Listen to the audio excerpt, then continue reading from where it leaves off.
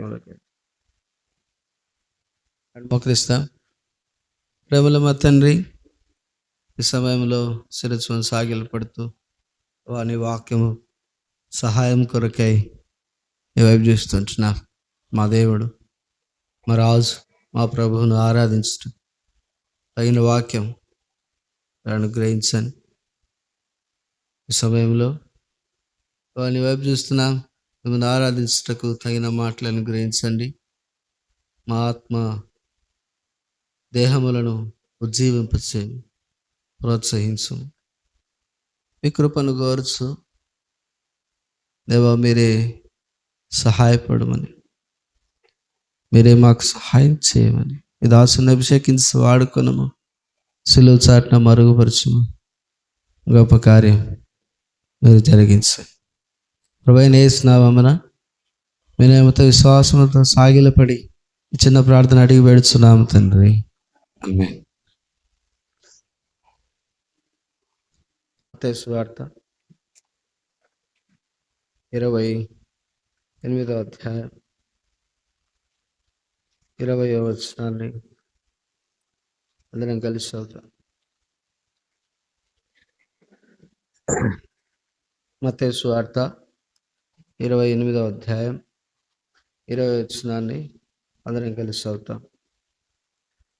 నేను మీకు ఏ సంగతులను ఆజ్ఞాపించుతానో వాటిని గైకొనవలెనని వారికి బోధించి, ఇదిగో నేను యుగ సమాప్తి వరకు సదాకాలం మీతో కూడా ఉన్నానని వారితో చెప్పెను.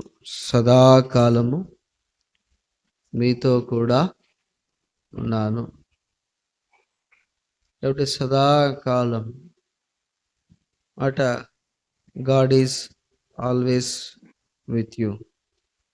దేవుడు సదాకాలం మనతో కూడా ఉండేటువంటి వాడు. ఏమమ్మా బయటికి తీసుకోబోకు సేఫ్, బయటికి తీసుకో.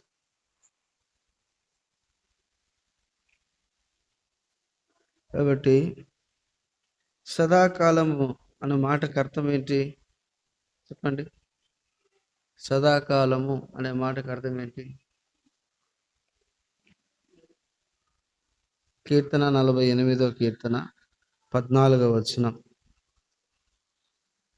48వ కీర్తన 14వ వచనం.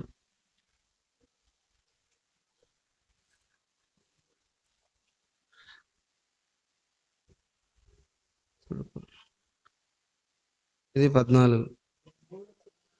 ఈ దేవుడు సదాకాలం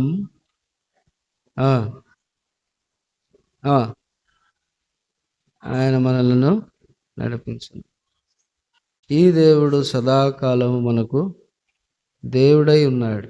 సదాకాలం అనే మాట కింద ఏమని రాయబడిందంటే, మరణం వరకు ఆయన మనల్ని నడిపించును. మరణ పర్యంతం. కాబట్టి మరణ పర్యంతరం ప్రభు మనల్ని నడిపించేవాడుగా ఉంటున్నాడు, మనకు దేవుడుగా ఉంటున్నాడు. మనము చనిపోయేంత వరకు ప్రభు మనతో మన దగ్గరికి వచ్చేంత వరకు, మనం ఆయన దగ్గరికి కొనిపోబడేంత వరకు దేవుడుగా ఉంటున్నాడు.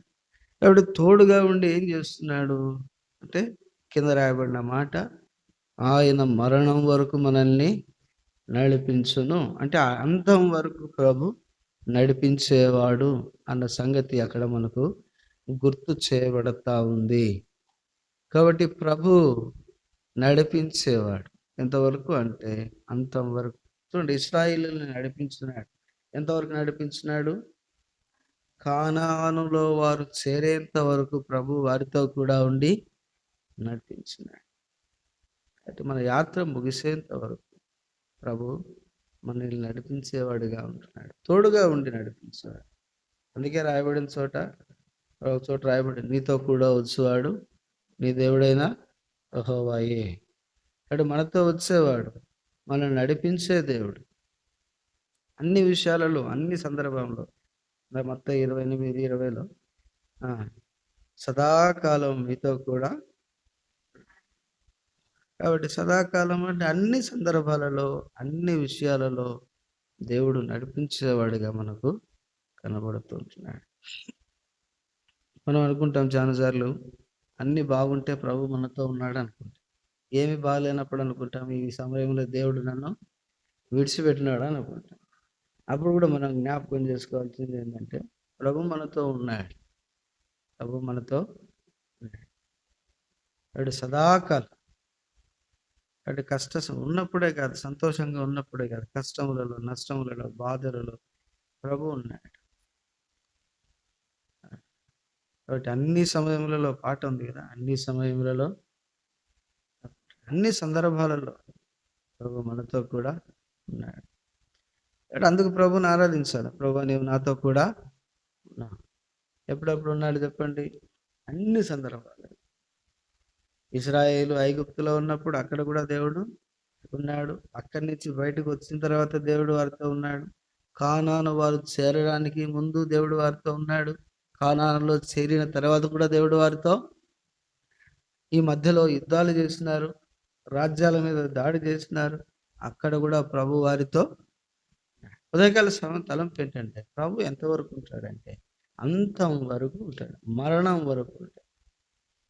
అందుకు ప్రభును మనం స్తుతించి ఆరాధించబద్దు. మరణం అంటే రాయబడిన మాట ఏంటంటే, మరణం అనే మాటకు అర్థం ఏంటంటే దేహము నుండి శరీరము నుండి ఆత్మ వేరు చేయబడటే మరణం అని జనులు సంబోధిస్తారు. ఈ మరణాన్ని ఎక్కడికి తీసుకుపోతుంది? ఆత్మీయంగా అయితే రక్షించబడి ఉంటే వారు పరమునకు చేర్చుకొనబడతారు. కాబట్టి మనం పరలోకమునకు చేర్చబడేంత వరకు ప్రభు మనతో కూడా. తర్వాత రండి, నిర్గమకాండము 14వ అధ్యాయం 14వ వచనం. యెహోవా మీ పక్షమున యుద్ధము చేయును, మీరు ఊరకయ్యే ఉండవాలని ప్రజలతో చెప్పాను. 2, దేవుడు మనతో ఉండే ఏం చేస్తున్నాడు అంటే యుద్ధం చేస్తున్నాడు. ఎవరితో? మీరు పోరాడునది శరీరులతో కాదు, అంధకార సంబంధమైన చీకటి శక్తులతో అనే మాట మనం చూస్తాం.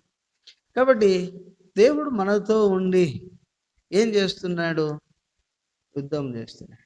ఇందాక మనం పాట పాడుకుంటాం, మంచి పోరాటము పోరాడి జయమును పొందేదను అని అన్నా. ఎట్లా వస్తుంది జయము? యేసుక్రీస్తులో విజయం వస్తుంది. అందుకే ప్రభు మన పక్షము యుద్ధం చేస్తున్నాడు. మనకు అర్థం కావటానికి 1 సమూయేలు 7వ అధ్యాయంలో మనం చూస్తే ఫిలిస్తీన్లు ఇశ్రాయేలీల సర్దారులు ఇజ్రాయేలీల మీద, ఫిలిస్తీన్ల సర్దారులు ఇజ్రాయేలీల మీదకి యుద్ధానికి వచ్చినప్పుడు అక్కడ ఎవరు యుద్ధం చేసినారు చెప్పండి? యెహోవా యుద్ధం చేసినాడు, వారిని తారుమారు చేసినాడు. ఆ తర్వాత 2వ దినవృత్తాంతాల గ్రంథంలో 20వ అధ్యాయంలో మనం చూస్తే రేపు యెహోవా మీ పక్షమున యుద్ధము చేయును. రేపు యెహోవా మీ పక్షమున యుద్ధం చేయును. ఆ బెరాకా లోయ అని దానికి పేరు పెట్టినారు వాళ్ళు. అక్కడ ఎవరు యుద్ధం చేసినారు? దేవుడు యుద్ధం చేసినాడు. దేవుని పక్షాన్ని ఎవరు యుద్ధం చేసినారు అనే మాట మనం చూస్తే నక్షత్రాలు యుద్ధం చేసినాయి, ఆకాశమందు జ్యోతులు ఏం చేసినాయి? యుద్ధం చేసినాయి. కాబట్టి దేవుడు మన పక్షాన్ని యుద్ధం చేసినాడు. దేవుడు మనల్ని మన పక్షం యుద్ధం చేసేవాడిగా మనకు కనబడుతుంది. కాబట్టి 2వ తలంపు ఏంటంటే ప్రభు మన పక్షమున యుద్ధం చేసినాడు. కాబట్టి ఎర్ర సముద్రంలో ఉన్నప్పుడు, ఆ ఎర్ర సముద్రం మార్గంలో ఉన్నప్పుడు ఎవరు సాగింపజేస్తూ వచ్చినారు? దేవుడు. మోసే కర్రలో లేదు, మోసేలో ఏమి లేదు. ఎవరు దాన్ని? దేవుడు కలగజేస్తున్నాడు. తూర్పు గాలి విస్తారముగా వస్తే ఏమైందంటే సముద్రము 2 పాయలైంది. ఎవరు చేసినారు ఆ కార్యం? మోసే కర్ర రాపడం వల్ల అయిందా చెప్పండి? మనం ఏదైనా చేసినామంటే దేవుడు చేసినామని చెప్పం, నేను చేసిన. ఒకసారి ఓ దగ్గర సువార్తకి వెళ్ళినాం. సువార్తకి వెళితే అప్పుడు సేవకు వచ్చిన తొలి దినాల్లో ఒక ఆమెకి, ఒక యవనస్తురాలికి దయ్యం పట్టింది. చాలా ఏళ్ళు మంచం పట్టేసింది. మంచం పట్టిన తర్వాత సంఘం అంతా కలిసి ప్రార్థన చేసినాం.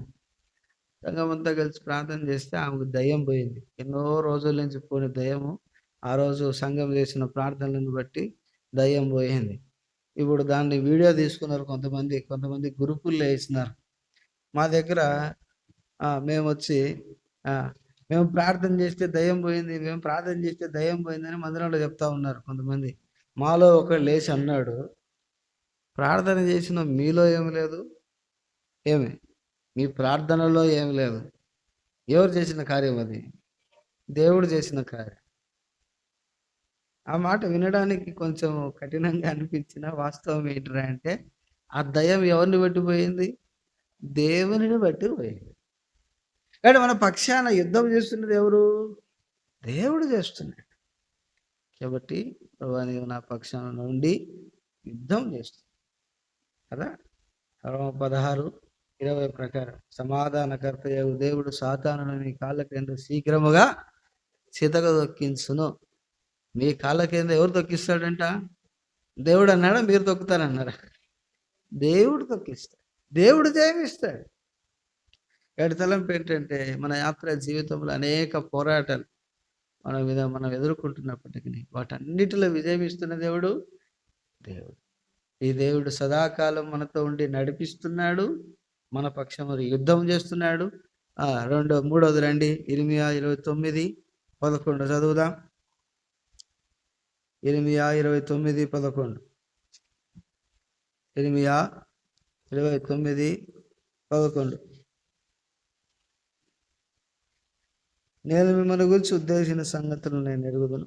రాబో కాలమందు నిరీక్షణ కలుగునట్లు, మీకు నిరీక్షణ కలుగునట్లు అవి సమాధానకరమైన ఉద్దేశములే కానీ హానికరమైనవి కావు. ఇదే యెహోవా.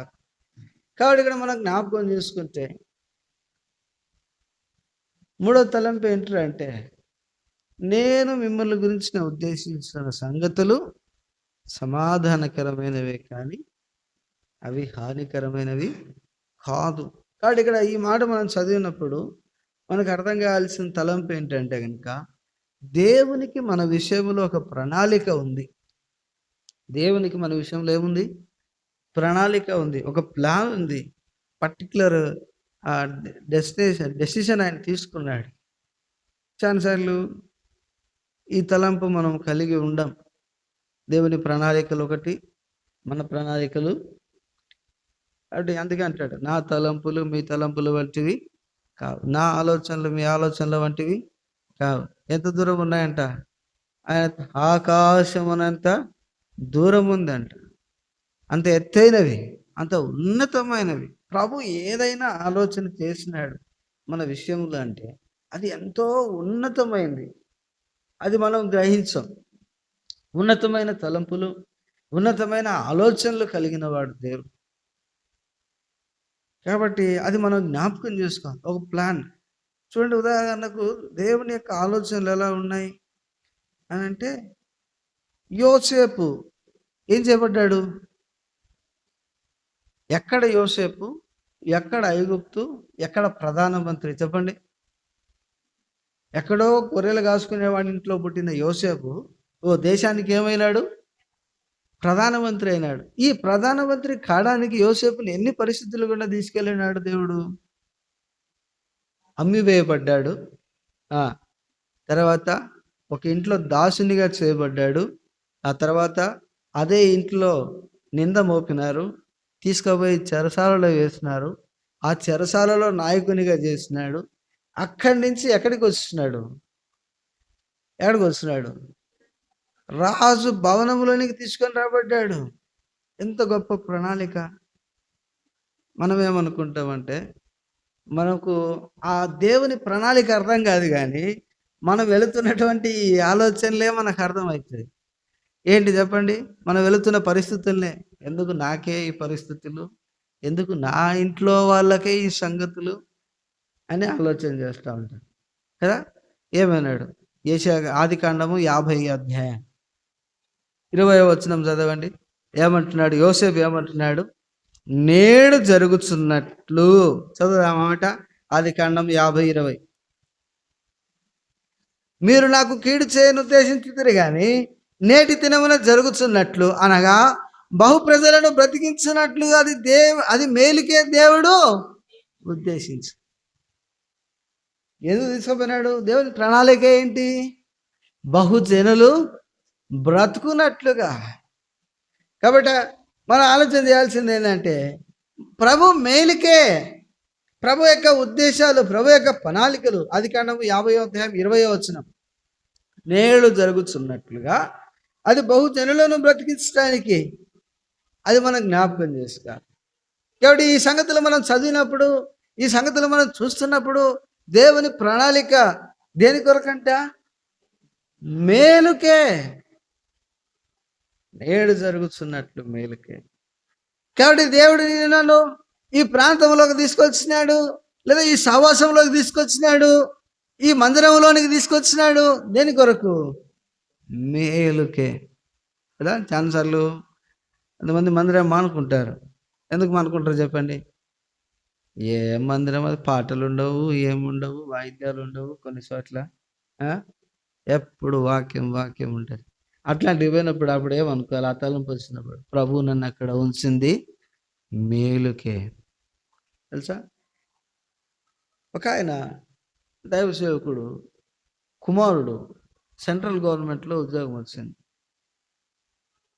ఆయన ప్రార్థనాపూర్వకంగా ఆ ఉద్యోగంలో చేర్చబడినప్పుడు ఆయనను నార్త్ ఇండియాకు ట్రాన్స్ఫర్ చేసినారు. ఉత్తరప్రదేశ్ అనే ప్రాంతానికి ట్రాన్స్ఫర్ చేసినారు.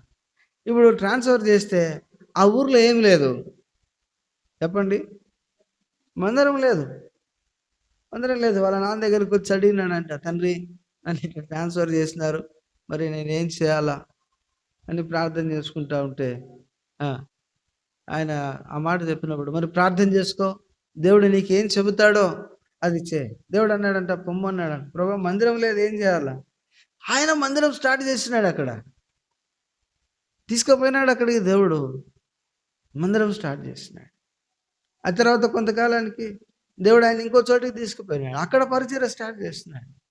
ఎందుకొరకు ప్రభు మనల్ని నడిపిస్తున్నాడు అంటే, ఒక ఆలోచన ఎందుకు ఇస్తున్నాడు, లేదా దేవుని ప్రణాళికలు మానవుని ఎలా ఉన్నాయంటే అది మేలుకే కానీ ఎడుకు కాదు. ఒక ఆయన నార్త్ ఇండియాకు పోయినాడు, ఒక ఉద్యోగం చేసుకుంటా. నార్త్ ఇండియాకు పోతే అక్కడ మందిరం లేదు. ఇక్కడ మందిరం అలవాటైంది, ఇక్కడ సావాసం అలవాటైంది, అక్కడ లేదు. ప్రతి ఆదివారం ఉదయం లేయటం, తాను తన భార్య పిల్లలు చేపలు వేసుకోవటం, ఇద్దరే. కొంతకాలం ఆయన ఒంటరిగా ఉన్నాడంట. భార్య పిల్లల్ని ఇక్కడే ఆంధ్రాలో పెట్టి అక్కడ వెళ్ళినాడు. అక్కడ వెళ్ళినప్పుడు ఆయన ఒంటరిగా దేవుణ్ణి ఆరాధించేవాడంట. రండి ప్రార్థన చేసుకుందాం అనేవాడంట, రండి పాటలు పాడుకుందాం అనేవాడంట. అట్లా ప్రార్థన చేసి పాటలు పాడి తనే వాక్యం చెప్పుకొని తనే బల్ల విరిచి తనే చివరి ప్రార్థన ఆశీర్వాదము కానుకలు తనే వేసేవాడు. అలాగూ చేయబడిన తర్వాత కొంతకాలానికి ఆయన భార్య పిల్లలు వచ్చినారు.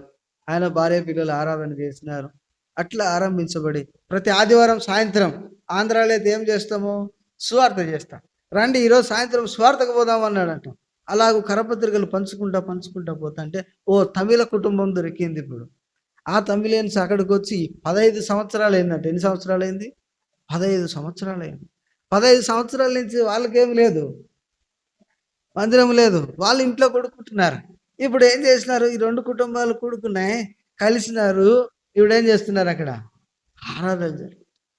దేవుడు ఒక ప్లేస్కి తీసుకెళ్ళాడంటే అక్కడ ఒక ప్లాన్ ఉంది, ఒక ఉద్దేశం ఉంది. అది మేలుకే కానీ హానికరమైంది కాదు. ఇప్పుడు ఇంకో సంగతి చెప్తా. ఇద్దరు, ఒక యవనస్తురాలు ప్రభువుని నమ్ముకునింది. ప్రభువుని నమ్ముకుంటే ఆమె తల్లిదండ్రులు అన్యుల కుటుంబాన్ని నుంచి వచ్చినారు. ఇది నీకు ఉపయోగపడుతుందేమో విను. ఓ అన్యుల కుటుంబాన్ని నుంచి వచ్చినారు. వాళ్ళు ఆ అమ్మాయికి పెళ్లి చేయాలనుకున్నారు. పెళ్లి చేయాలనుకున్నప్పుడు ఒక అన్యుల కుటుంబం నుంచి సంబంధం తీసుకొని వచ్చినారు.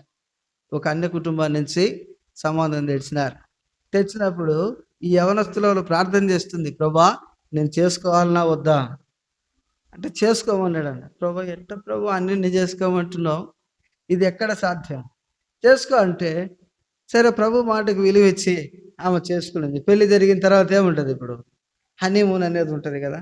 ఇప్పుడు ఏడ్చినాయి హనీమూన్లు, అప్పుడు లేవులే కానీ ఇప్పుడు ఏడ్చినాయి. హనీమూన్ కానీ పోయినారు, భార్యాభర్తలు ఇద్దరు పోయినారు. పోతే ఆ హోటల్ రూమ్లో భర్తకు తెలియకుండా భార్య ముందుగా లేచి ప్రార్థన చేసుకుంటా ఉంది, బైబిల్ చదువుకుంటా ఉంది. భార్యకు తెలియకుండా భర్త కళ్ళు మూసుకొని భార్య పండుకున్నప్పుడు లేచి బైబిల్ చదువుతున్నాడు, ప్రార్థన చేస్తున్నాడు. ఈ సూట్ కేసులు సందర్భంలో భార్య సూట్ కేసులో భర్త సూట్ కేసులో ఏం దొరికింది? అదేంది, నువ్వు చర్చికి పోతావా, నువ్వు చర్చికి పోతావా, మీ ఇద్దరు నువ్వు ప్రార్థన చేస్తావా? అవును, నేను ప్రార్థన చేస్తాను. అప్పుడు ప్రభు ప్రణాళిక ఆమెకు అర్థమైంది, ఎందుకు చేసుకోమన్నాడు. అర్థమవుతుందా? దేవుని ఉద్దేశాలను ఏం చేయరాదు, నిర్లక్ష్యం చేయరాదు. ఎందుకు దేవుడు తీసుకొని వచ్చింది? మేలుకే. అర్థమవుతుందా? దేవుడు మేలుకే చేస్తాడు. నేను మిమ్మల్ని గురించి ఉద్దేశించిన సంగతులు హానికరమైనవి కాదు. యోసేపును అనేక జనులను బ్రతికించినట్లుగా ఈనాడు ప్రభువైన యేసుక్రీస్తు వారి యొక్క ఉద్దేశం కూడా అదే. ఆదికాండము 3వ అధ్యాయంలో నీవు అతన్ని మెడ మీద కొట్టదువు, అతడు నీ తల మీద కొట్టును అని ఆదికాండములోనే ప్రణాళిక వేసినాడు దేవుడు. ఎవరికి? సమస్త మానవాళికి. నేడు మనం చూస్తున్నట్లుగా సమస్త జనులు బ్రతుకున్నట్లు ప్రభువైన యేసును ఈ లోకములోనికి పంపిన దేవుడు. యోహాను సువార్త 3వ అధ్యాయం 16వ వచనంలో దేవుడు లోకమును ఎంతో ప్రేమించెను, కాగా ఆయన తన ద్వితీయ కుమారుడిగా పుట్టిన వాని యందు విశ్వసించు ప్రతివాడు నశింపక నిత్య జీవం పొందినట్లు దేవుడు ఆయనను పంపాడు. ఎందుకు పంపినాడు యేసు ప్రభును అంటే ఓ ప్లాన్ ఉంది. ఏంటంటే నశింపక నిత్య జీవం పొందినట్లు. యేసుక్రీస్తు వారి సిలువ నశించు వారికి వెరితనముగాను, విశ్వసించు వారికి రక్షణ కాను ఉంది. కాబట్టి ఎవరైతే ఆ సిలువను తీక్షించి నిదానించి చూచినారో వారు రక్షించబడ్డారు. కాబట్టి యేసుక్రీస్తు వారు వచ్చిన ఉద్దేశం మేలుకే. ఇంకా మనం చూస్తే చాలా సంగతులు ఉన్నాయి. యేసు ప్రభు ఎందుకు వచ్చినాడు అంటే ఓ ప్లాన్ లేకుండా రాలే, ఓ ప్లాన్తో వచ్చినాడు ప్రభు. ఏంటి ఆ ప్రణాళిక, ఏంటి ఆ ప్లాన్, ఏంటి ఆలోచన అంటే గనక నా తండ్రి ఇంటి అనేక నివాసములు గలవు. ఏం చేస్తాడంట? నేనుండు చోటున మీరును ఉండులాగునా. ఎడెందుకు వచ్చాడు ప్రభు అంటే ప్రభుతో కూడా మనల్ని తీసుకొని పోవటానికి. ఎంత గొప్ప ప్రణాళిక! ఈ ప్రణాళికను, ఈ ఆలోచనను, ఈ ప్లాన్ను చాలాసార్లు అర్థం చేసుకోం, నిర్లక్ష్యం చేస్తాం. కాబట్టి సహోదరుడా, సహోదరి, దేవుడు మనతో ఉన్నాడు, మనల్ని నడిపిస్తున్నాడు, మన పక్షమును యుద్ధం చేస్తున్నాడు, మన విషయంలో ఒక ప్రణాళిక కలిగి ఉన్నాడు. అందరిని బట్టి ప్రభువును ఆరాధించబద్దులమంటున్నాం. రండి మోకరిస్తాం. ఈ కొద్ది తలంపులతో ప్రభువును ఆరాధిస్తాం. ప్రభు మనకు ఎలాగున సహాయం చేయనుగాక. దిగులు పడక, దిబ్రం కలిగి ధైర్యంగా ఉండము, దిగులు పడకము, జడియకము. నీవు నడుచు మార్గం అంతటిలో నీ దేవుడైన యెహోవా నీకు తోడయుండును. ద్వితీయోపదేశకాండము 28వ అధ్యాయం. ద్వితీయోపదేశకాండం 28వ అధ్యాయం 9వ వచనం. అందరం కలిసి చదువుతాం. ద్వితీయోపదేశకాండం 28వ అధ్యాయం 9వ వచనం. నీవు నీ దేవుడైన యెహోవా ఆజ్ఞలను అనుసరించి ఆయన మార్గములను నడుచుకొని ఎడలా యెహోవా నీకు ప్రమాణం చేసి ఉన్నట్లు ఆయన తనకు ప్రతిష్ఠ జనముగా నేను స్థాపించును. రాను చేస్తా. ప్రేమల మా తండ్రి, ఈ మాటను దీవించండి. నా కొరకు, మా కొరకు సహాయం చేయండి. మా అక్కర తీర్చండి ప్రభువా. వినగలిగే చెవులు, గ్రహించగలిగే మనసు మాకు అనుగ్రహించండి. యేసు ప్రభువా, నీ వాక్యంలో రాయబడిన ప్రకారం మీ మాటల చేత మమ్మల్ని బలపరచండి, ఆత్మీయంగా సిద్ధపరచండి. యోషువ 1:9 మాకు తోడుగా ఉండే దేవుడు. అయితే మేమేం చేయాలో మాకు సహాయం చేయి.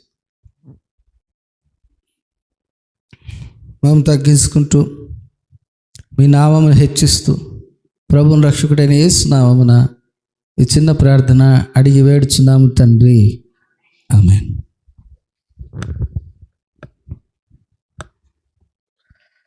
కాబట్టి మనం చదువుకున్న ఈ భాగంలో మనం జ్ఞాపకం చేసుకోగలిగితే, నీవు నడుచు మార్గం అంతటిలో నీ దేవుడైన యెహోవా నీకు తోడై ఉండును, ఆయన మార్గంలో నడుచుకొని ఎడల అనే మాట ద్వితీయోపదేశకాండం 28 వచనంలో మనము చూస్తూ ఉన్నాం. కాబట్టి ప్రభు మార్గములో నడుచుకున్నట ద్వారా ప్రభు మనకు తోడుగా ఉంటాడు. ఆ సంగతి మనకు జ్ఞాపకం చేయబడతా ఉంది. వాస్తవంగా దేవుని వాక్యం ఏం చెబుతా ఉంది? 1 పేతురు పత్రిక 3వ అధ్యాయం 9వ వచనం. 3 పేతురు పత్రిక 3వ అధ్యాయం 9వ వచనం.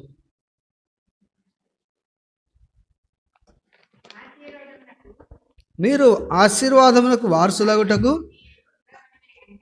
పిలువబడితిరి గనక.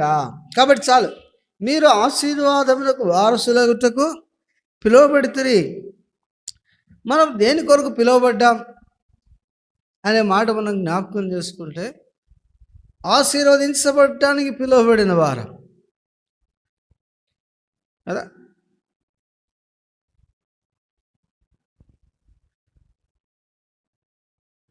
ఆయన మార్గములో నడుచుకొని ఎడల అనే మాట మనకు కనబడుతుంది 28-29లో.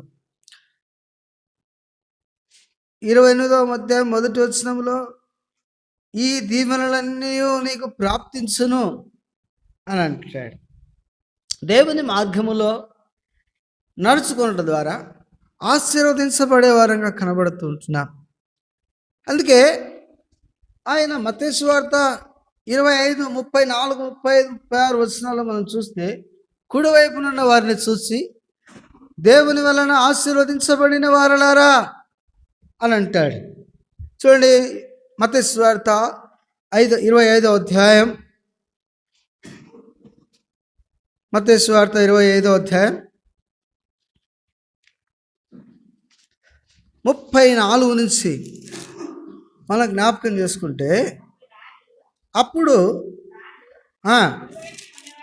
రాజు కుడివైపునున్న వారిని చూసి,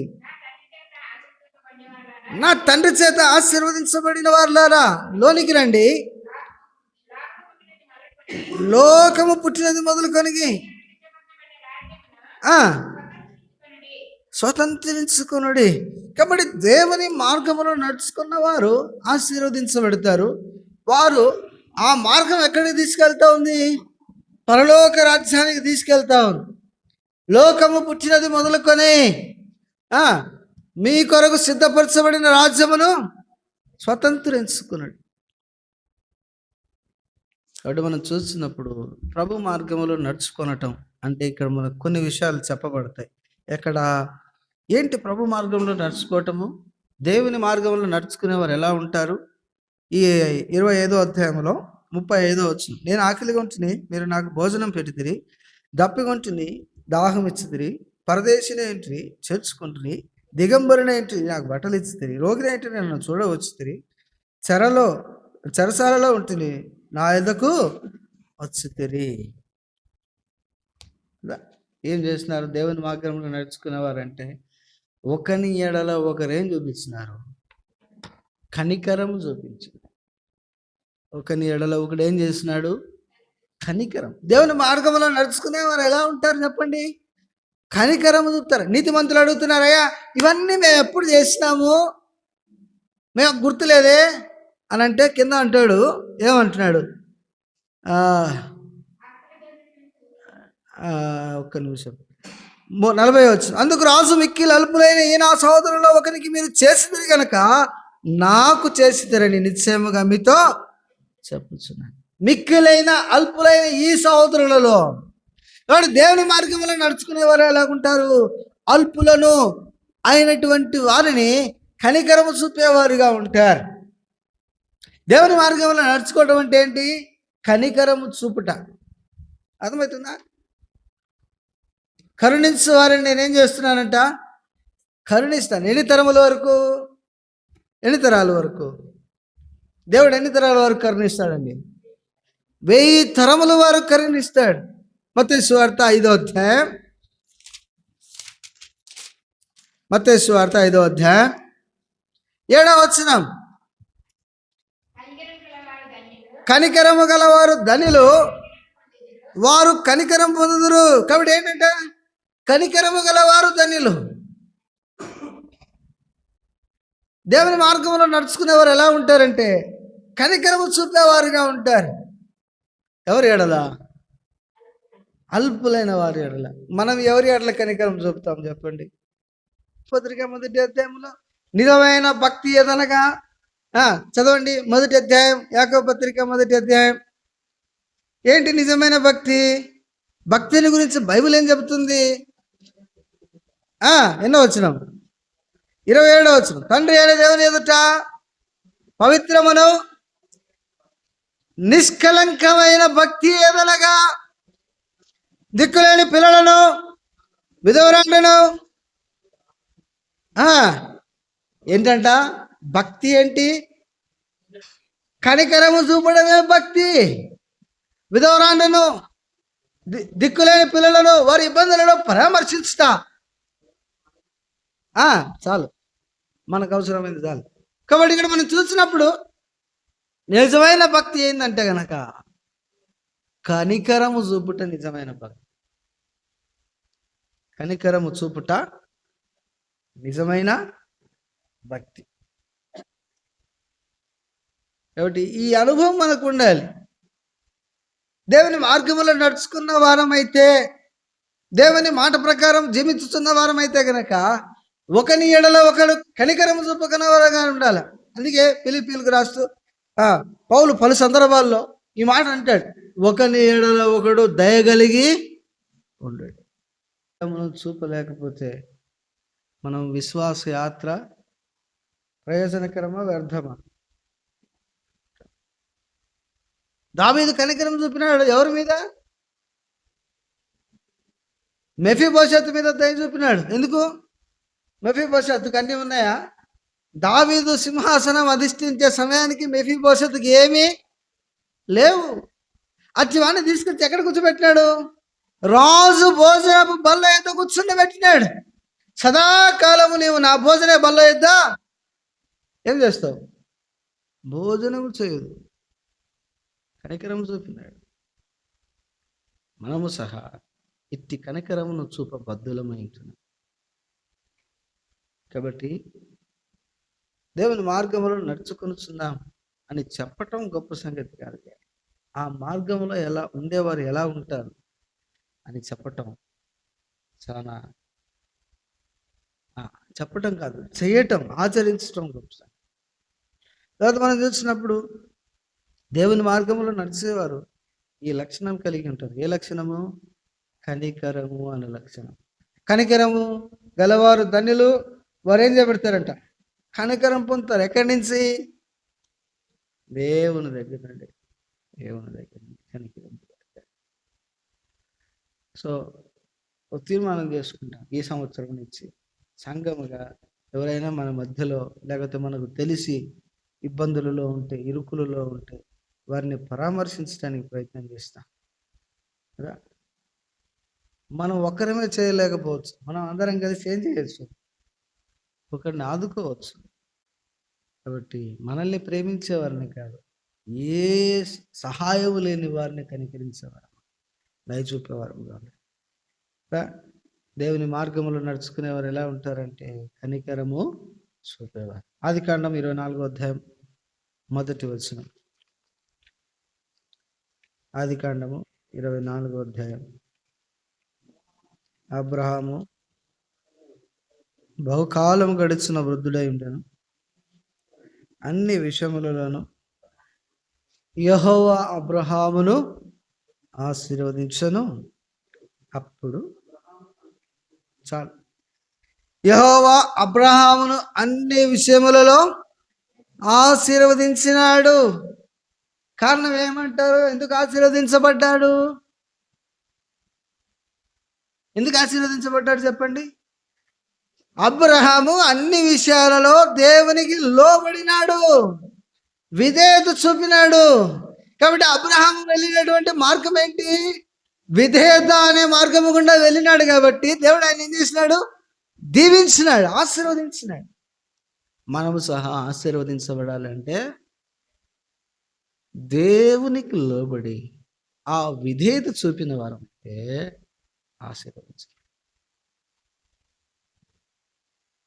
యోహాను సువార్త 14వ అధ్యాయం 15వ వచనం. యోహాను సువార్త 14:15.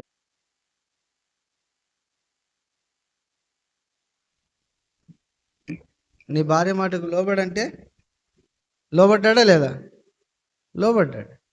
అబ్రాహాము లోబడ్డాడా లేదా? ఏంది ప్రభా మాట అంటావు, ఆడ మనిషి మాట నేనేమి వినాలి ప్రభా అని అన్నాడా? అనలేదు. ఎక్కడైనా అబ్రహాము దేవునికి ఎదురు చెప్పినాడా? ఇందువలన నీవు దేవునికి భయపడువాడవని నేను తెరుగు. ఇటు వాక్యం మనకు అందించబడుతున్నప్పుడు ప్రతి మాటకి ఏం చేయాలా? లోబడ. చాలాసార్లు మనం ఎట్టుంటామండి, ఏం ఆయన మనసులో పెట్టుకొని చెప్పినాడు,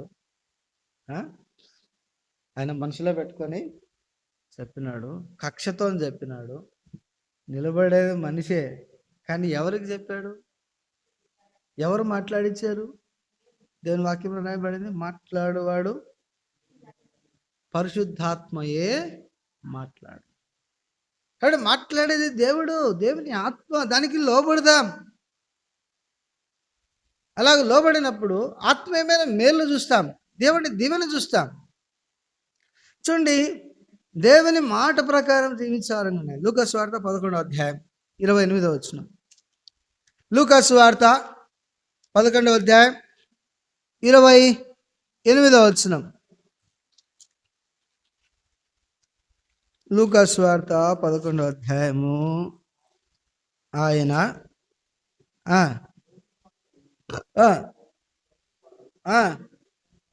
ఏమంట? దేవుని వాక్యం విని దానిని గైకొని వారు మరి ధన్యులు. వాక్యం విని గైకొనేవారు ధన్యులు. వాక్యం విని దాని ప్రకారం జీవించేవారు ధన్యులు. మెట్టుకు దేనికి విధేయత చూపాలా? దేవుని వాక్యానికి విధేయత చూపాలి. ఆ వాక్యం ఏం చేస్తుంది? నీ వాక్యమే నా బ్రతుకులో, నా బాధలలో నెమ్మది కలగజేసును. నీ వాక్యము నన్ను బ్రతికిచ్చును. నీ వాక్యము నా త్రోవకు వెలుగు, నా పాదములకు దీపము. నీ వాక్యం ఏం చేసింది?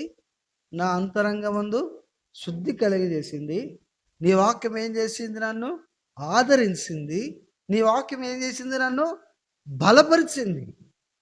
ఇట్టి వాక్యానికి లోబడకపోతే, ఇట్టి వాక్యానికి విధేయత చూపకపోతే దేవుని ఆశీర్వాదము 2025 సంవత్సరం అంతా దేవుని వాక్యానికి విరుద్ధంగా, దేవుని వాక్యానికి వ్యతిరేకముగా, దేవుని వాక్యానికి ప్రతికూలంగా నడిచిన వారమేమో. అయితే ఈ సంవత్సరం తీర్మానం చేసుకుంటాం, దేవా ఈ సంవత్సరం, ఈ దినము నుండి, ఈ గడియ నుండి నీ వాక్యమునకు విధేయత చూపి నేను ఆశీర్వదించబడే మార్గంలో నడుపుతాను. కాబట్టి వాక్యానికి విధేయత చూపాలి. తర్వాత కొలస్సీయులకు రాసిన పత్రిక 3వ అధ్యాయం 20వ వచనం. కొలస్సీ 3:20.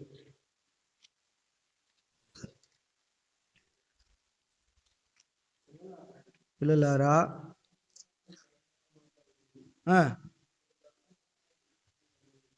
ఇది ప్రభువును బట్టి ఏ మాట? అన్ని విషయములలో మీ తల్లిదండ్రులకు, తల్లిదండ్రుల మాట. ఈ దినాల్లో పిల్లలు చెడిపోవడానికి గల కారణం ఏంటి? లేదా జీవితాలు పాడైపోవడానికి గల కారణం ఏంటి అంటే తల్లిదండ్రుల మాట వినకపోవటం. చాలాసార్లు మనం చూస్తూ ఉంటాం, మాకు తెలుసు, మాకు తెలుసు, మాకు తెలుసు, మాకు తెలుసు, మాకు తెలుసు. ఏం తెలుసు మీకు? పిల్లలకి ఏం తెలుసు చెప్పండి? ఎప్పుడని చెప్పినారా పిల్లలు మాకు తెలుసు అని? చెప్పలేదా? అభిషేక్ చెప్పలేదా? రోజుకు 10 సార్లు తెలుస్తారు. 10 సార్లు ఏం కర్మ, అవకాశం దొరికితే మొత్తం తెలుసు అంటారు ఇప్పుడు ఉండేవాళ్ళు. ఆ, మాకు తెలుసు, మాకు తెలుసు, తెలుసు తెలుసు తెలుసు అని పోయి ఆడబోతున్నారు, నష్టాలు పాలైపోతున్నారు. విధేయత చూపడంలే తల్లిదండ్రులకు. చెప్పండి, తల్లిదండ్రులుగా మీరు లోబడితే, పిల్లలుగా మీరు లోబడితే దీవించబడతారు. నీవు నీ దేవుడైన యెహోవా నీకు ఇచ్చుచున్న దేశములో నీవు దీవించబడినట్లు నీ తల్లిదండ్రులను సన్మానింపుము. సన్మానింపు అంటే అర్థం ఏంటి? పిల్లలకు నేర్పించండి. ఒకవేళ వాళ్ళు పెరిగి పెద్దవాళ్ళై వాళ్ళకు పెళ్ళిళ్ళు అయ్యి పిల్లలు కూడా కలిగి ఉండొచ్చు, అయినా సరే ఏం చేయాలా? మా తాతగారికి 7 మంది సంతానం. ఎంతమంది? 7 మంది. ఒక రాజుకు 7 కొడుకులు అన్నట్లు ఆయనకు 7 మంది సంతానం. నేను 4వ వాడిని కొడుకు. నేను చూసి దాదాపు నాకు 10 ఏళ్ళు ఉన్నప్పుడు మా తాత చనిపోయినాడు. ఆ 10 ఏళ్ళ వయసులో నేను గమనించింది ఏంటంటే 7 మంది కొడుకులు ఆయన మాటకు జవదాటేవాళ్ళుగా. నాకు తెలిసి నేను చూస్తుండగా నాకు మా నాన్నకు పిల్లలు పుట్టినా కూడా మా నాన్న చెంప పగలు కొట్టినాడు మా తాత. అయినా కూడా ఆయన ఏం చేయలేదు, నోరెత్తాడు. ఇప్పుడు ఎవరైనా కొట్టండి. కాబట్టి లోబడటం అంటే అర్థం ఏంటంటే ప్రతి మాటకు ఇదే. ఒకసారి మనకు అది కష్టం అనిపించవచ్చు, నష్టం అనిపించవచ్చు, బాధ అనిపించవచ్చు, ఓర్చుకోలేకపోవచ్చు, అది మనకి ఇష్టం లేకపోవచ్చు, కానీ ఏం చేయాలా? లోబడాలి. రోమీయులకు రాసిన పత్రిక 13వ అధ్యాయం మొదటి వచనం చదవండి. రోమా 13 మొదటి వచనం. ప్రతివాడు పై అధికారులకు లోబడి ఉండవలను, యాలయనగా దేవుని వలన కలిగిన అధికారం తప్ప మరి ఏ అధికారము లేదు. ఉన్న అధికారములు దేవుని వలననే నియమింపబడి ఉన్నాయి. ప్రతివాడు ఏం చేయాలా? ఎవరికి లోబడాలా? పై అధికారులకు లోబడాలి. ఉన్న చోట అధికారులకు విధేయత చూపేవారముగా ఉండాలి. అప్పుడు దీవించబడతాం. లోబడకపోతే, విధేయత చూపకపోతే దీవెన ఉండదు. కష్టమైన, నష్టమైన లోబడే విధానం మనం నేర్చుకోవాలి. అది కర్ణాటకకు వచ్చిన తర్వాత దేవుడు నాకు నేర్పించింది ఏంటంటే పైనున్న వారికి లోబడు, పైనున్న వారికి లోబడు. అది నేను నేర్చుకోగలిగినాను. ఈ రోజుటి వరకు నాకు నష్టం అనేది నేను చూడలేదు. ఈ 5 సంవత్సరాలు ఈ కర్ణాటకలో 5 సంవత్సరాలు అయింది నేను సేవ చేయబట్టి. ఇది 6వ సంవత్సరం. రేపు ఫిబ్రవరి వస్తే 6 పెడుతుంది. ఈ 5 సంవత్సరాలలో ఎప్పుడే కానీ వాళ్ళకి ఎదురు చెప్పిన వాడంట. అంటే ఈ అధికారం ఎవరి ద్వారా ఇవ్వబడింది? దేవుని ద్వారా ఇవ్వబడింది. కాబట్టి మనం విధేయత చూపితే దీవించబడతాం. ఫిబ్రవరి పత్రిక 11వ అధ్యాయం 8వ వచనాన్ని మనం చదువుతాం. ఫిబ్రవరి పత్రిక 11వ అధ్యాయం 8వ వచనం.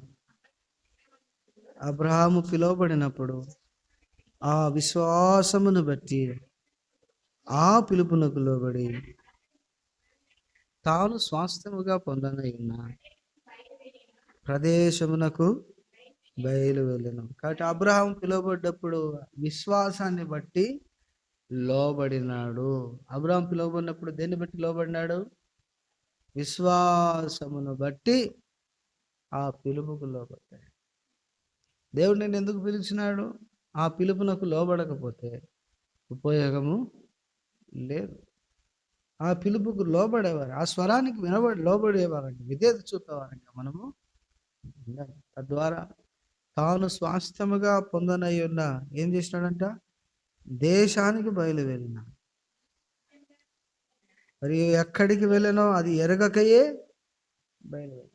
కాబట్టి లోబడడంలో ఇంకొక విషయం ఏంటంటే విశ్వాసం ఉంటేనే ఏం చేస్తారు? లోబడతారు. అది దేవునికే కానీ, దేవుని సేవకులకే కానీ, తల్లిదండ్రులకే కానీ దేన్ని బట్టి లోబడతారు? విశ్వాసి. ఓ విశ్వాసిగా నువ్వు ఉంటే దేవుని మాటకు లోబడేవాడు. మనము విశ్వాసులము గనకైతే మనం ఏం చేయాలి? దేవుని మాటకు లోబడాలి. ఎట్లా లోబడాలా? యేసు ప్రభు తండ్రికి ఏం చేస్తున్నాడు? విధేయత చూపినాడు. నిన్న వారం కూడా ఏదో చూసుకున్నాం అనుకుంటా కదా, విధేయత చూపి, వాక్యానికి విధేయత చూపి, తండ్రికి సంపూర్ణ విధేయత చూపినాడు. తాను శ్రమల వలన ఏం చేసినాడంటే విధేయత చూపినాడు, సంపూర్ణంగా లోపడ్డాడు. మనం లోపడ్డామంటే ఎట్లా లోపడతాం? సగం సగం కాదు, సంపూర్ణంగా. ఇదిగో నేనున్నాను, నన్ను వాడు. ప్రభునకు సంపూర్ణత విధేయత, సంపూర్ణమైన విధేయత చూపేవారము ఉంటే దేవుడు అన్ని విషయాల్లో దీవిస్తాడండి. కొన్ని విషయాల్లోనే దీవించట్లేదు, లేదా మనం దీవించబడట్లేదు అంటే ప్రాముఖ్యమైన కారణం దేవుని వాక్యానికి విధేయత చూపకపోవటం, 2 తల్లిదండ్రులకు విధేయత చూపకపోవటం, 3 పైన ఉన్నటువంటి అధికారులకు లోబడి. ఇప్పుడు మోషే నాయకత్వం ఎవరిచ్చినారు? మోషే నాయకత్వం ఎవరిచ్చినారు? దేవుడే ఇచ్చినాడు. దేవుడే ఇశ్రాయేలుకు నాయకునిగా దేవుడు నియమించినాడు. కానీ ఆయన ఎవరైనా ఇశ్రాయేలులకు నాయకుడే. ఎవరి నుండి రాబట్టాడు? ఆయన ఏమని సంబోధించాడు? నా సేవకుడైన మోషే. ఇక్కడ చెప్పాలంటే ఆ అధికారం ఎవరిలో ఇవ్వబడింది? రోమ 13 ప్రకారం ఉన్న అధికారములన్నీ దేవుని వలన. ఎవరిని బట్టి లోబడాలి? ఇప్పుడు దేవుని బట్టి. నిన్ను బట్టి దావీదు అన్నాడు, నిన్ను బట్టి ప్రజలు నాకు లోబడినట్లుగా, భయపడినట్లుగా లేదు అక్కడ, లోబడినట్లుగా. ఎవరిని బట్టి? దేవునిని బట్టి. ఒక సేవకుడికి మనం విధేయత చూపుతున్నాం అంటే ఎవరిని బట్టి? దేవుని బట్టి. ఉన్న సేవకుని బట్టి కాదు, ఆ ఘనత ఎవరిని బట్టి? దేవుని బట్టి.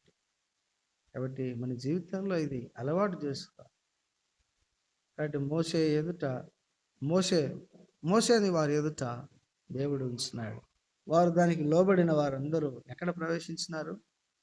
అన్నాడు. మీకు ఇంకొక సంగతి అర్థం అవడానికి చెప్తే, ఇది నా స్వార్థం కోసం కాదు, ఇది మనం నేర్చుకోవాల్సిన విషయం కాబట్టి చెప్తున్నా. రాణి అయిన ఎస్తేరు ఆవరణంలోకి ప్రవేశించినప్పుడు రాజు దయ పొందుకుంది అని ఎస్తేరు గ్రంథంలో మనం చూస్తాం. దానికి గల కారణం ఏంటి చెప్పండి?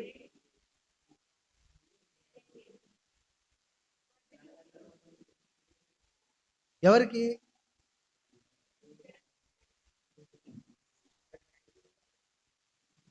హేగే నిర్ణయించిన అలంకారము గాక వేరొకటి కోరుకోలేదు. అంటే హేగే నిర్ణయమే ఎస్తేరు జీవితంలో ఏమైంది? తుది నిర్ణయం. అది కాదని వేరేది ఏం చేసుకోలేదామా?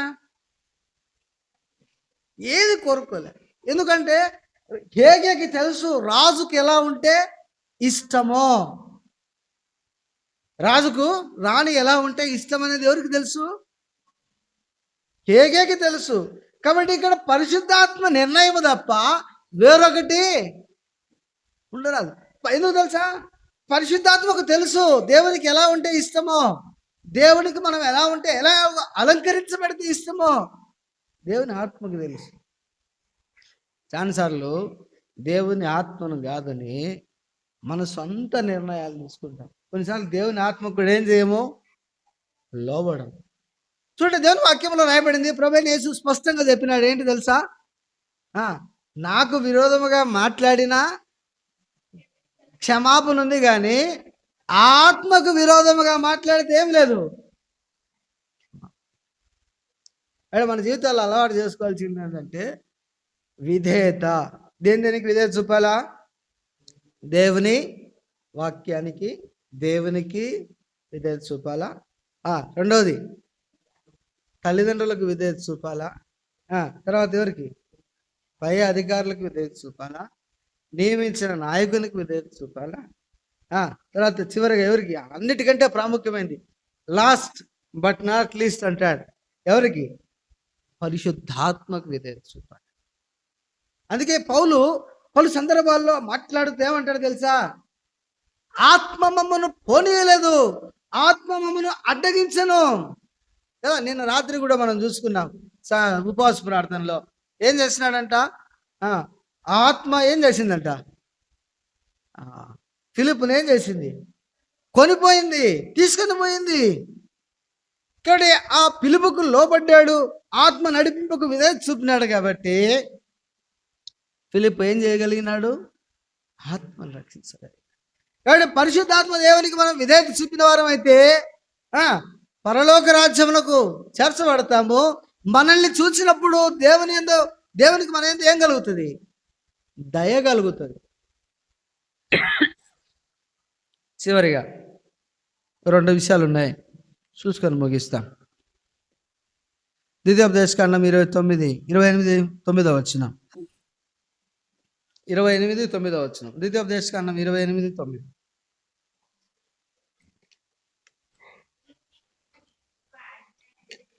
నీవు నీ దేవుడైన యెహోవా ఆజ్ఞలను అనుసరించి నడుచుకుని ఎడల, చాలు, అనుసరించి నడుచుకుని ఎడల, కాబట్టి ఆ మార్గములో నడుచుకుని ఎడల, యోషువ 1:9 ప్రకారం నీవు నడుచు మార్గం అంతటిలో నీ దేవుడైన యెహోవా నీకు తోడైన. ఇప్పుడు ఎన్ని మార్గాలు చూసినాము? 1 కనికరము అనే మార్గం చూసినాము, 2వది విధేయత అనే మార్గం చూసినాము, 3వ మార్గం ఏంటి? యోసేపు ఐగుప్తులో ఉన్నాడు. ఇదంతా మనకు తెలిసిన సందర్భమే కాబట్టి నేను వచనాలు చూపించట్లే. ఐగుప్తుకి తీసుకొని పోయినప్పుడు అక్కడ పోతీఫర్ ఇంట ఉంచినప్పుడు, పోతీఫర్ భార్య అతనిని శోధించినప్పుడు ఆయన ఏ మార్గంలో వెళ్ళినాడు?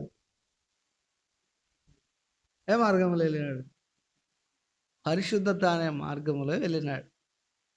యోసేపు ఏం చేసినాడు? పరిశుద్ధతను కాపాడుకున్నాడు, పవిత్రతను కాపాడుకున్నాడు.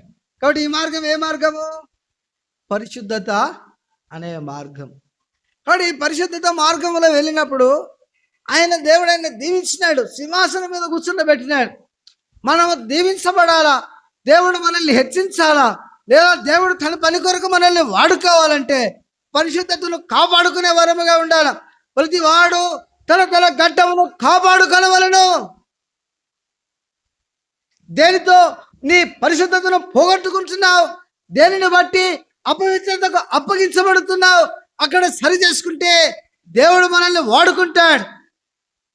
అర్థమవుతుందా? ఈనాడు పరిశుద్ధతను కోల్పోయే వారంగా ఉంటున్నాం, ఈనాడు అపవిత్రతకు అప్పగించబడుతున్నాం అనేక చోట్ల. అర్థమవుతుందా? యోసేపు దగ్గర ఏం లేదు. యోసేపు దగ్గర ఎవరు లేరు? చెప్పండి, ఎవరు లేరు? యోసేపు దగ్గర ఎవరు లేరు?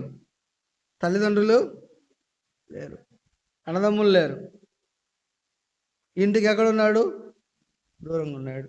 తర్వాత ఆయన దగ్గర ఏం లేదు, అప్పుడులో బైబిల్ లేదు, తర్వాత ఇంకేం లేదు, మందిరం లేదు, సావాసం లేదు. అలాంటి స్థలములో కూడా యోసేపు ఏం పోగొట్టుకోలేదు? పరిశుద్ధత పోగొట్టుకోలే. మనకు మందిరం ఉంది, బైబిల్ ఉంది, సేవకులు ఉన్నారు, నువ్వు చెప్పినట్టు తల్లిదండ్రులు ఉన్నారు, పైపెచ్చు సహవాసం ఉంది, ప్రార్థన కూడికలు ఉన్నాయి, అన్నీ ఉన్నాయి. కానీ ఏం లేదు మన దగ్గర. పరిశుద్ధత అనే మార్గం లేదు. ఎందుకు లేదు? చెప్పండి. దేవుని భయం లేదు. యోసేపుకి ఏముంది? నా దేవుడైన యెహోవా దృష్టికి ఎంత ఘోరమైన దుష్కార్యము నేను ఎట్లా చేయగలను? ఎప్పుడైనా అనిపించిందా ఒక అబద్ధం ఆడేటప్పుడు? ఎప్పుడైనా అనిపించిందా ఓ టీవీ సీరియల్ చూసేటప్పుడు? ఎప్పుడైనా అనిపించిందా ఓ సినిమా చూసేటప్పుడు? ఎంత భయంకరమైన పరిస్థితుల్లోకి వెళ్ళారంటే సంఘము సినిమా థియేటర్లోకి వెళ్ళి ఏం పెట్టుకుంటున్నారు? ఇప్పుడు స్టేటస్లు పెట్టుకుంటా ఉన్నారు. చింతామణిలో ఒక పాప ఉండేది, సినిమా పాటకు డ్యాన్స్ వేసింది, నేను చూస్తానన్న భయం కూడా లేదు. ఏం పెట్టుకునింది? స్టేటస్ పెట్టింది. నాకు బీభత్సమైన కోపం వచ్చింది. మళ్ళీ ఆ పిల్ల మందిరంలో పరిచయం చేస్తాడు, పాపం చిన్నపిల్ల. ఫోన్ చేసి అడిగిన, ఏంది ఆ స్టేటస్? ఏం చేస్తా ఉండవు నువ్వు? దేవుని బిడ్డవు నువ్వు. సినిమా పాటలకు డాన్స్లు వేయించిన అంకుల్, సారీ అంకుల్, తీసే ముందు దాన్ని డిలీట్ చేయి.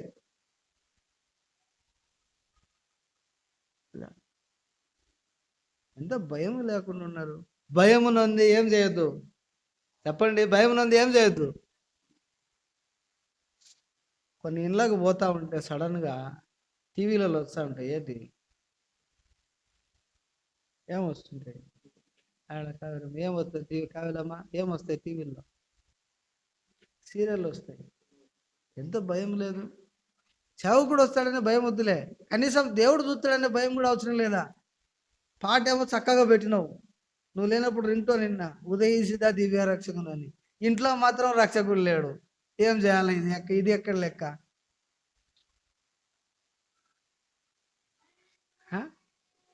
ఎంత భయం లేనితనం! నీ పరిశుద్ధతను పోగొట్టుతున్న దాన్ని, నీ పరిశుద్ధతను అపహరిస్తున్న దాన్ని నువ్వు ఎలా కొనసాగిస్తున్నావు? మీ దేవుడు పరిశుద్ధుడు గనక మీరును పరిశుద్ధులుగా ఉండాలంటే మనం ఆ మార్గములో నడవాలి. ఏంటి ఆ మార్గం? భయం కలిగి ప్రవర్తించాలి. నీవు దేవుని మందిరమునకు వచ్చినప్పుడు పోవునప్పుడు మోసగాన్ని ఒక్కటి వరకుపో అని తీసుకురాపో. మందిరంలో కూర్చోకుండా వాడు అరుస్తున్నాడా? భయం లేదు. ఆ పిల్ల అంటే చిన్నపిల్ల, వానికి వర్జుడు ఎంత భయం లేదు చూడు వానికి అసలు.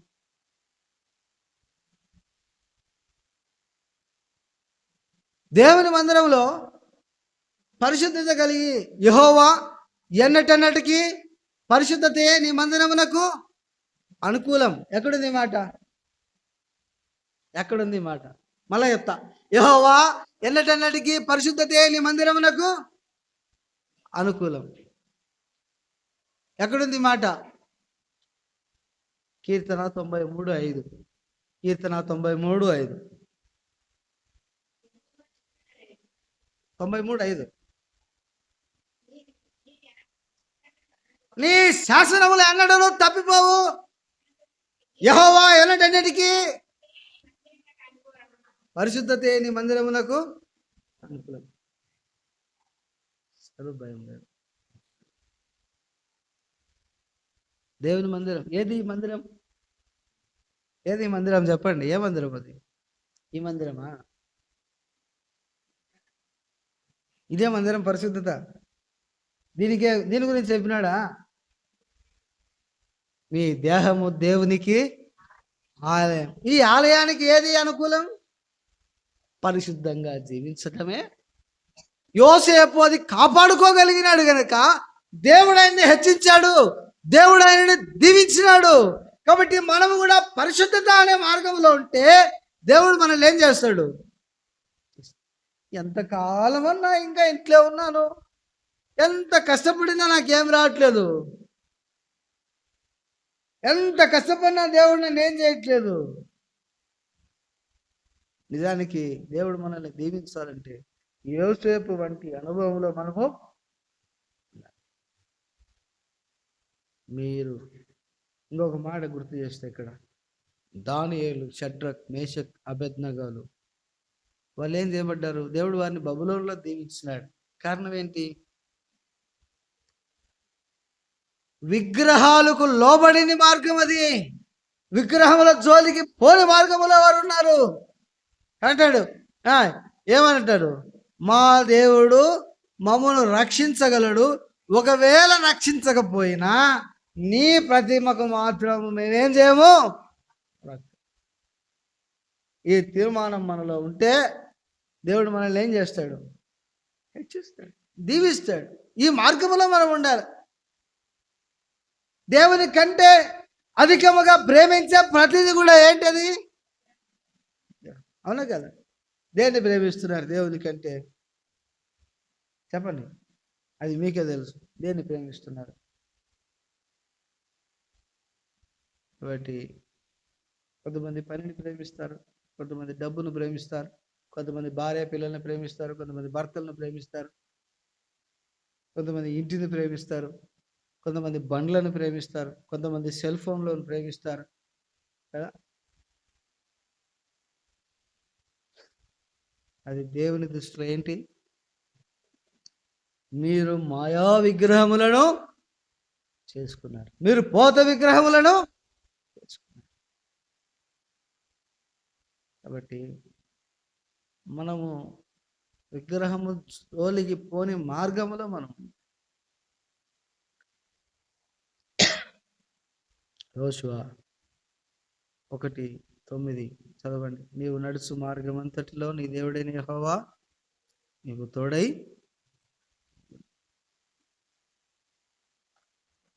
2 కొరింథీ 12 మొదటి 4 వచనాలు చదవండి. 2 కొరింథీ 12 మొదటి 4 వచనాలు, లేదా 2వ వచనం నుంచి 4వ వచనం వరకు త్వరగా. 2 కొరింథీ 12 2, 4 వచనాలు చదవండి. క్రీస్తునందు లేక మనుషుని నేను ఎరుగుదును.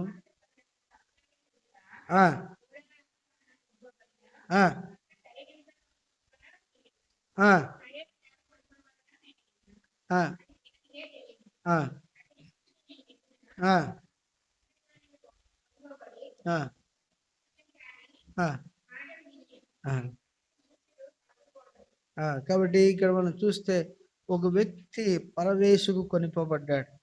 చరిత్రకారులు అక్కడ పౌలు కూడా స్పష్టంగా రాయలేదు, కానీ చరిత్ర ఏం చెప్తుంది అంటే అది పౌలును గురించిన సందర్భం అని చెప్తా ఉంది. కాబట్టి ఇక్కడ మనం చూస్తే ఓ వ్యక్తి పౌలుకు పరదేశుకు కొనిపోబడినాడు అనే విషయాన్ని మనం జ్ఞాపకం చేసుకుంటే, ఎట్లా కొనిపోబడ్డాడంట? శరీరముతో కొనిపోబడ్డాడు. ఎంత గొప్ప ఆశీర్వాదం! పరదేశుకు కొనిపోబడ్డం అంటే ఎంత గొప్ప ఆశీర్వాదం చెప్పి. అంతగా ఆశీర్వదించబడ్డాడు అంటే కారణం ఏంటి? 2 తిమోతి 4:7 ప్రకారం మంచి పోరాటము పోరాడి తిని విశ్వాసమును కాపాడుకుంటుని నా పరుగు కడముట్టించి తిని. కాబట్టి విశ్వాసం అనే మార్గం, ఈ మార్గం ఏ మార్గం? విశ్వాస మార్గం. మనము దేవుని ఆశీర్వాదం పొందాలంటే విశ్వాసం అనే మార్గములో మనం ఉండాలి. చూడండి, మనం చూస్తే 2 కొరింథీ పత్రిక 13:5 వచనంలో మీరు విశ్వాసము గలవారై ఉన్నారో లేదో మిమ్మల్ని మీరు పరీక్షించి చూసుకునండి. మనం దేవుని మార్గంలో ఉన్నవారం అయితే విశ్వాసం కలిగి ఉంటాం. ఏ విశ్వాసం? ఈ విశ్వాసం ఎవరి మీద ఉండాలా? హెబ్రీ పత్రిక 12:2 వచనం రాయబడిన ప్రకారం విశ్వాసమునకు కర్తయు దానిని కొనసాగించువాడే యేసు వైపు చూచుచు. మనం విశ్వాసం గలవారం అయితే మన కన్నులు ఎవరి వైపు ఉండాలా? చెప్పండి, ఎవరి వైపు ఉండాలా? దేవుని వైపు ఉండాలి. ఇశ్రాయేలుల కన్నులు ఎవరి మీద ఉన్నాయి? 31వ తేదీ రాత్రి లేదా 1వ తేదీ తెల్లారుజామున చెప్పుకున్నాం. ఇశ్రాయేలు కన్నులు ఎవరిని చూసినాయంట? మోసేను చూసినాయి. నిర్గమకాండం 32లో ఈ మోసే అనువాడు ఏమాయనో? వారిని బయటికి తీసుకొచ్చింది ఎవరు? మోసేనా దేవుడా? ఎందుకమ్మా? మోసే కదా వారిని తీసుకొచ్చింది. దేవుడు ఎట్లయితాడు? మోసే కదా.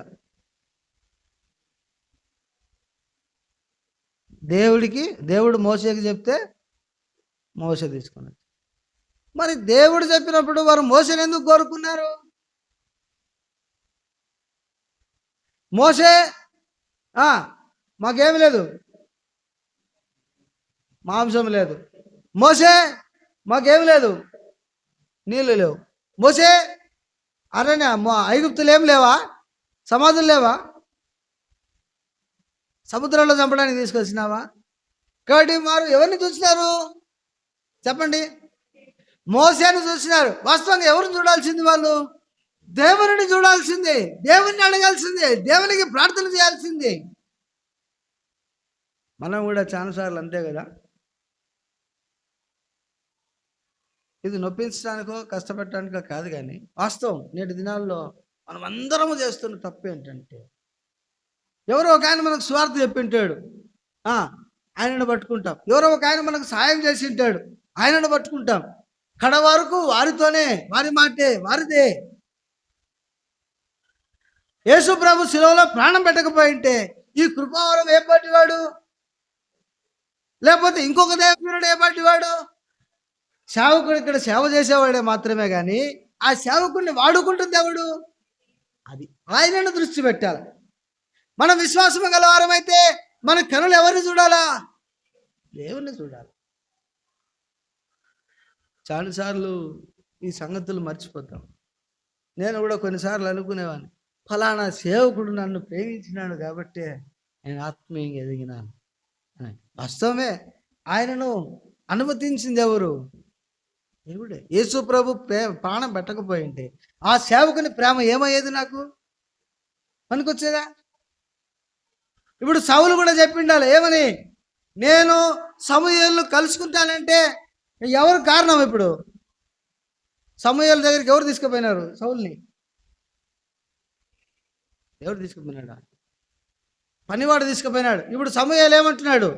నీ పనివాడిని మనకంటే ముందు పొమ్మన్నాడు, నేను నీకు కొన్ని సంగతులు చెప్పాలా అన్నాడు. ఇప్పుడు సౌలు ఏమని ఉండాలా?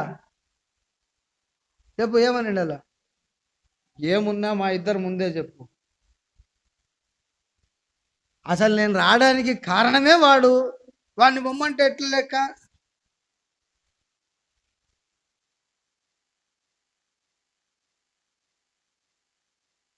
మనము జీవించేవారముగా ఉండాలి.